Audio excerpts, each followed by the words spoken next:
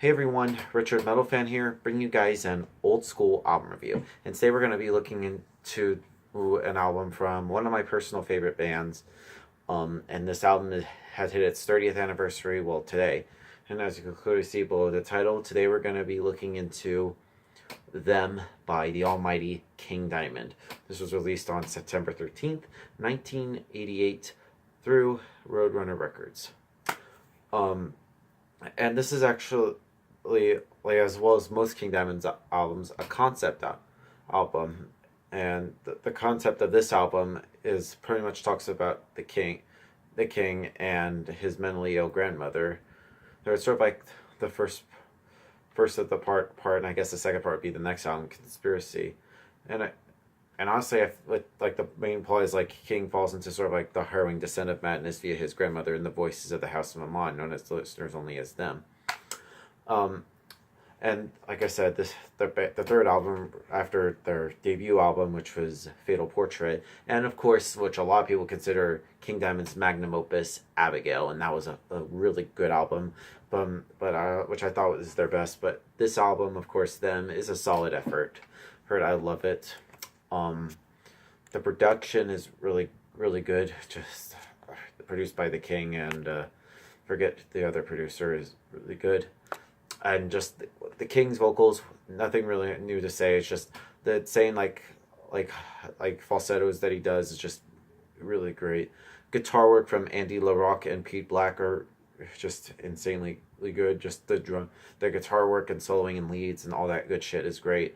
The bass is pretty audible from Hal Patino, and Mikkey D's drumming is just insanely good. Like one of my favorite drummers of all time, and he does a really good job drumming wise on this album.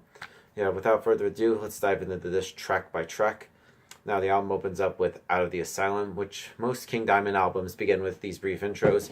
And Them is no exception. This one starts with sort of crashing thunder and dissonant sounds of King playing and running through a piano. And according to King also is sort of the narrator on this. This is a special day as King's grandmother is coming home from vacation.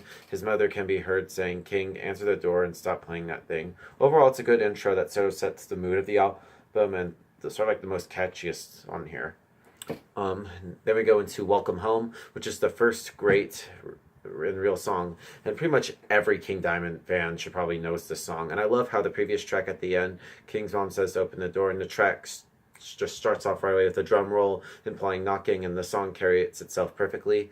The length is just right, the riffs are heavy, and the singing is a mix of signature shrill shrieks and low growls, not to mention Andy's LaRocque's greatest guitar solos, which complement the song to its fullest extent.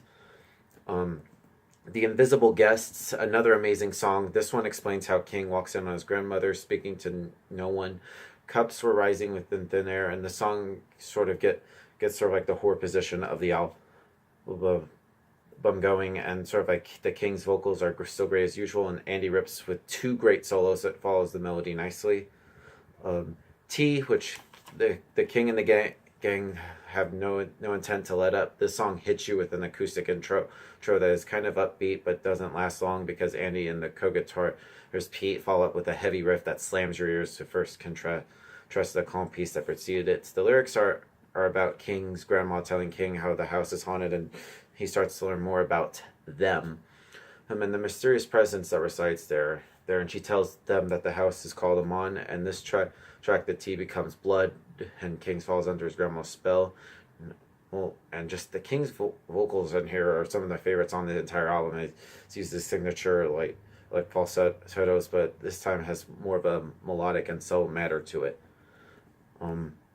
Mother's Getting Weaker, which King's mother falls ill on this track, and his sister begs him to call for help, and King cuts the phone line, and Missy ends the track by crying, "I hate you." And the solo is another good one. However, this song isn't just as engaging as the first four, but it's still an okay song nonetheless. Bye Bye Missy. Missy starts to realize that grandma is doing something to her mother. Them has decided it was time for her to die. After Missy smashes grandma's teapot, Missy is thrown into the fireplace. One of the highlights is Andy's strange fitting shredding solo. A broken spell. King now sees that them has less power, that the teapot is now broken, and King's mind starts to fight the spell that has been put on him. Then the next thing he sees is smoke rising from the chimney, and he knows that it's the remains of Missy. And another great development of the story line, which is, I knew she would be waiting for me in the attic. I hate that bitch, is what they said. The accusation chair, which is a standout riff that starts the song off. And King sort of like finds a way to sort of like follow the guitar with the vocal melody in there.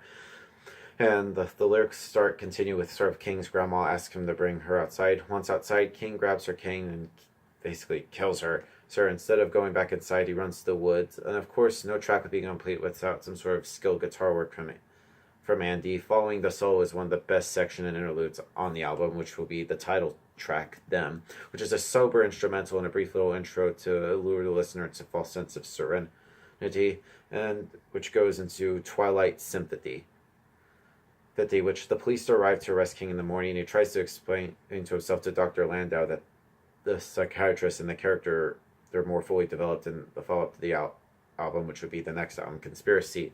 See, Dr. Landau believes King is crazy and King is taken away to be committed.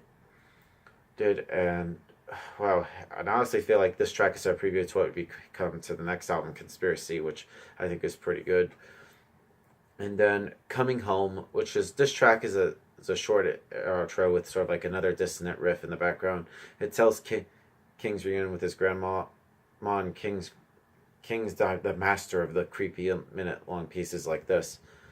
And of course, my version also has another song called Phone Call, which I haven't listened to that song in a long time, so I can't really comment on that.